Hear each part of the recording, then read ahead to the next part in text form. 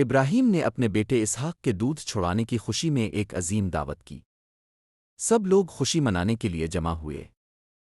سارا نے دیکھا کہ ہاجرہ کا بیٹا اسماعیل اسحاق کا مذاق اڑا رہا ہے۔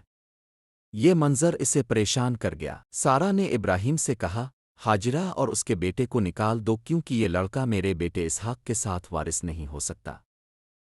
خدا نے ابراہیم سے فرمایا، سارا کی بات مان کیونکہ اسحاق سے تیری نسل کہلائے گی، لیکن اسماعیل کو بھی میں ایک قوم بناؤں گا کیونکہ وہ تیرا بیٹا ہے۔ ابراہیم نے صبح سویرے پانی اور روٹی لی اور ہاجرہ کو دے کر اسے اور اسماعیل کو روانہ کیا۔ وہ بیابان میں بھٹکنے لگے۔ جب پانی ختم ہو گیا تو ہاجرہ نے اسماعیل کو ایک جھاڑی کے نیچے لٹا دیا اور خود دور جا کر رونے لگی۔ جب پانی ختم ہو گیا تو ہاجرہ نے اسماعیل کو ایک جھاڑی کے نیچے لٹا دیا اور خود دور جا کر رونے لگی۔